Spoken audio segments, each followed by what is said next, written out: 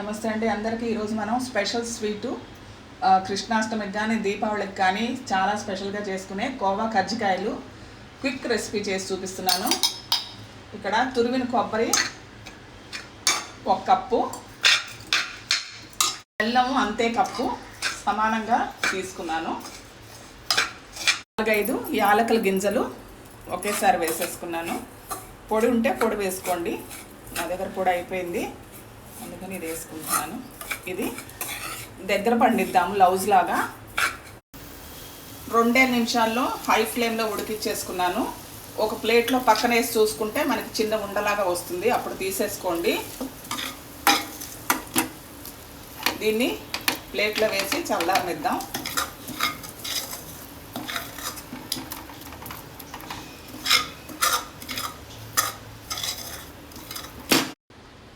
ఇప్పుడు ఇంకో బాండీలో 1/2 కప్పు చక్కెర, పాలు వేసి తీగపాకం రానిద్దాం.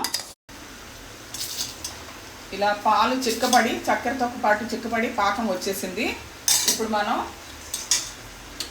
నేను హై ఫ్లేమ్లో చేశాను, దగ్గర నించొని 1 కప్పు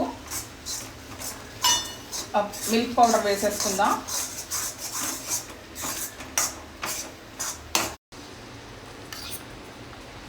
రెండు టీ స్పూన్ల నెయ్యి, కోవా కూడా 5 నిమిషాల్లో రెడీ అయిపోయింది. ఇన్స్టెంట్ కోవా. మీకు కోవా ఇంకొంచెం తీయగా కావాలనుకుంటే ఇంకొక 2-3 స్పూన్లు చక్కెర ఎక్కువ వేసుకోవచ్చు. మాకు ఇది సరిపోతుందని, ఎందుకంటే లోపల స్టఫింగ్ కూడా తీపి ఉంది కాబట్టి నేను తక్కువ వేసాను. పిల్లలు ఎక్కువ తీపి తినే పని అయితే ఇంకొంచెం వేసుకోవచ్చు, ఒక 2 స్పూన్లు. ఇప్పుడు దీన్ని చల్లారితే మెత్తబడుతుందా అని చూద్దాము. ఒక పక్కన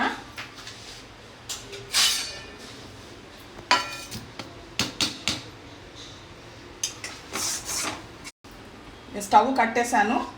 అదిగో కలుపుతూనే ఉండాలి ఒక 2 నిమిషాలు. వేరే పొయ్యి మీద పక్కకు మార్చుకోండి. ఈ పొయ్యి వేడి వల్ల ఇంకొంచెం మాడే అవకాశం ఉంది కాబట్టి.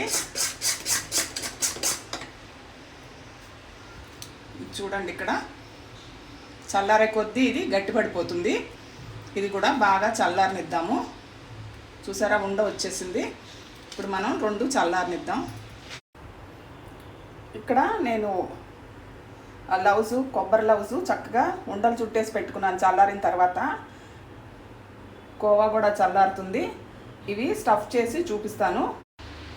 ఒక చుక్క నెయ్యి చేతికి తీసుకొని ఒక చిన్న ముద్ద తీసుకుని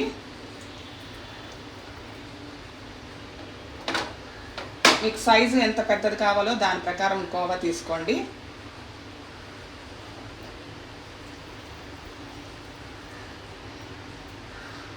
కోవా బెళ్ళ రెడీ. ఒక ఉండ తీసుకుందాం. ఇలాగా పూర్ణంలాగా స్టఫ్ చేసేసుకోవడమే.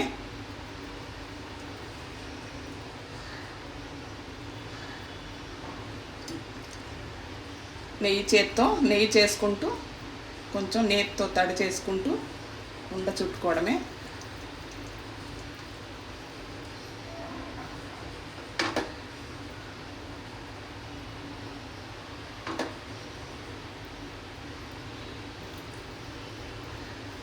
అంతేనండి, ఎంతో టేస్టీగా ఉండే కోవా కజ్జికాయలు రెడీ అయిపోయాయి.